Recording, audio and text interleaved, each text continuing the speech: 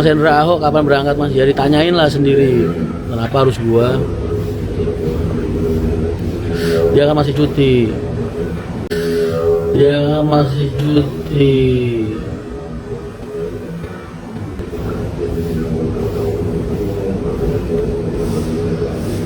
Ngawi hadir Mas, waalaikumsalam. Mohon pendapatnya mengenai kompetitor Mas.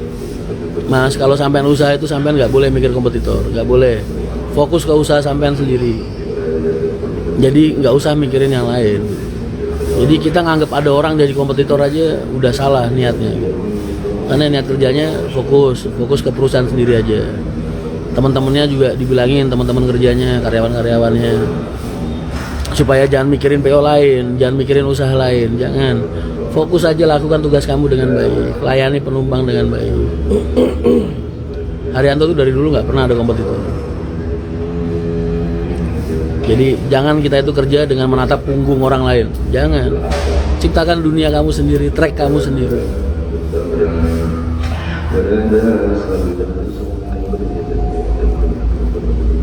AdSense YouTube Mas Rian nantinya dipakai untuk apa? Kalau yang Haryanto channel itu buat ngumrohin orang.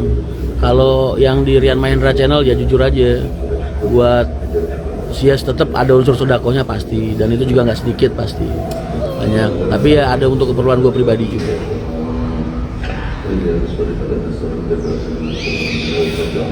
Mas aku pamit dhisik, memangat kerja, monggo silahkan. Salam dari Guci Mas, waalaikumsalam. Udah habis kopi berapa gelas Mas? 2.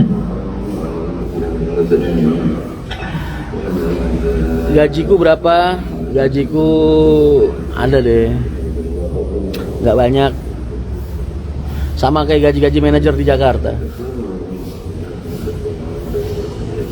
Uang buat apa sih Mas? Yang penting anak-anak bisa sekolah, aku makan, mau jajan ada, itu aja sih. Orang gua hidup nggak pernah aneh-aneh kan.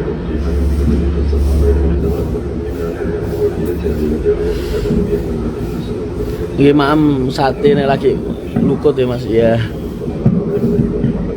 Ponakanku cowok adem ya ngedengerin orang kataman.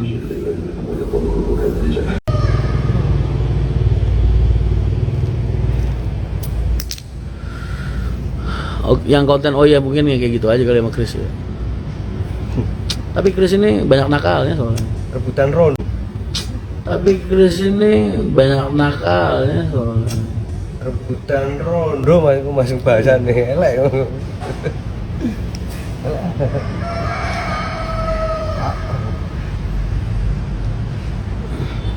Bagaimana pendapat Mas Rian kalau seseorang merintis pariwisata? Kalau untuk saat ini saya nggak menyarankan Mas. Kalau untuk saat ini saya nggak menyarankan. Tapi nanti ketika ekonomi membaik, silahkan main-main ke sini juga boleh. Ntar kita bisa sharing banyak hal.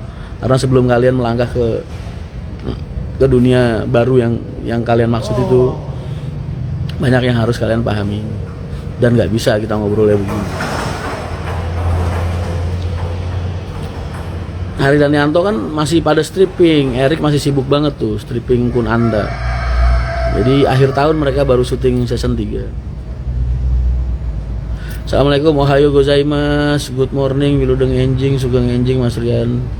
Waalaikumsalam, selamat pagi juga. Oh iya, kapan ngevlog Rosin? Ntar kalau ketika aku ke Solo.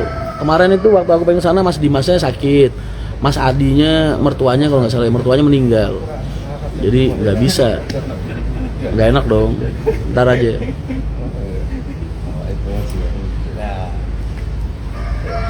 Wah Mas, pucuku ketinggalan sampean live lah. Kenapa harus istrimu yang nonton? Wah, ini mau di save. Ntar jadi ngotor-ngotorin distro. Distroku ntar jadi ini. On Rosin Pak Roso, keluarganya Pak Roso ya Pak Roso. Terus Mas Adi, Mas Dimas, setauku itulah yang sering berinteraksi bareng sama aku, mereka itu. Pada Zuma Show, Mas Rifki BJU. Di mana itu orangnya sekarang ya? Lama nggak kontek-kontekan, kemarin habis ketemu Mas Iqbalnya. Kelihatan wajahnya kusut banget. Aku baru pulang tadi malam jam 2. Tadi dari habis subuh dan nongkrong di sini. Mas aku kalah saing sama yang good looking, ya itulah.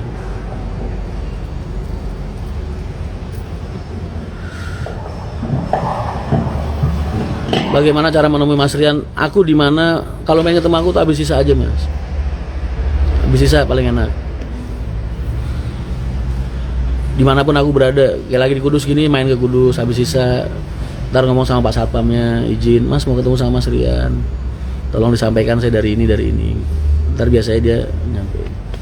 Main ke rumahku, silaturahmi ke rumahku. Kan garasi ini open house buat orang-orang yang pengen bertamu. Dek Ploso yang paling dirindukan apa Mas? Salah satunya ya setiap Yaidin ngaji takrib tuh habis asar, pasti kalau ngomong konco-koncoku kabeh itu Yaidin. Sampai sekarang bahasa itu gue pakai lu ke temen-temen gue, karena gue nggak pernah tuh ngomong sama mereka karyawan gue enggak, rekan-rekan kerja gue. Gue kalau lagi ngobrol sama mereka, lagi mimpin rapat apa gimana, gue pasti bilangnya konco-koncoku. Itu ya memang dari Yaidin. Yaidin dulu kalau nganggap santrinya teman-teman semua.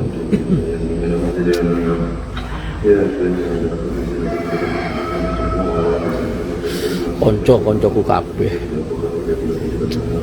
Kecuali kekuatan orang dalam. Semua perusahaan bis itu pasti sangat menghargai rekomendasi. Jangan salah kamu.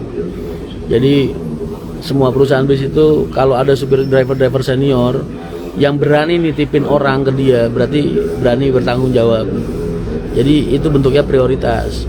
Tapi kalau kamu nggak punya kemampuan, mereka tetap aja nggak bakal berani nitipin kamu. Jadi orang dalamnya berguna banget kalau di dunia transportasi.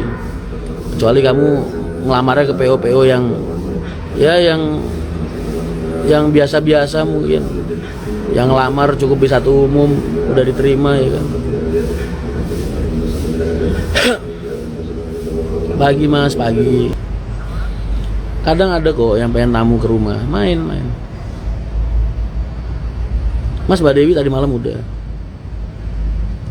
Mas coba tanya Ridwan Hanif akun IG-nya, siapa tahu bisa live kembali. Iya nih. Masih ya? Kok itu lu. Bajunya ada yang kecil nggak ada, dari S, M, L, XL. Saya bingung Mas kalau Mas Rian live banyak yang nonton atau ya gue nanya sama siapa nih. Mas saya pamit dulu mau UAS, semangat ya. Mudah-mudahan sukses ujiannya bisa ngerjain. Tanginnya gak sih Mas? Aku bangun jam 4:30 udah bangun. Aku mah tidur paling 2 jam doang Mas kalau malam tuh. 1 jam kadang 2 jam. Kamu lihat nonton vlognya Alin nggak? Di situ Alin ngomong tuh di vlog. Aku dulu tuh hampir 24 jam telepon tuh bunyi kalau malam gitu.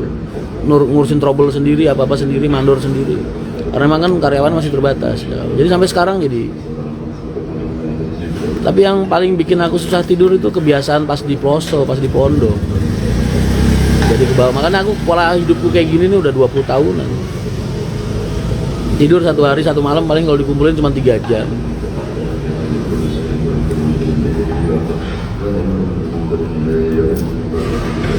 Saran buat yang pengen lamar kerja di PO Haryanto, pastikan kamu berpengalaman, mampu mengendarai armada dengan baik, mampu mengatasi kejiwaan kamu dengan baik. Dalam artian mengatasi kejiwaan itu kamu harus benar-benar bisa ngejaga tingkat emosional kamu dalam keseharian kamu. Emosional itu bukan marah ya, tapi ketawa itu juga termasuk bentuk emosi.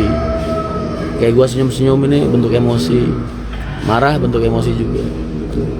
Jadi kejiwaannya harus bagus, terus pengendalian armadanya harus baik, pengalamannya harus cukup. Bisa bawa truk lancar, jago, belum tentu kamu bisa bawa nyawa orang karena tekanan mentalnya beda. Makanya supir-supir truk jarang yang bisa keterima di dunia bis. Penjiwaannya biasanya sama, banyak-banyakin doa lah. Karena kalau kita nggak jodoh, semua itu baik, hasilnya bagus semua, tapi kalau kita nggak jodoh, Allah nggak ridho ya nggak ketemu. Makanya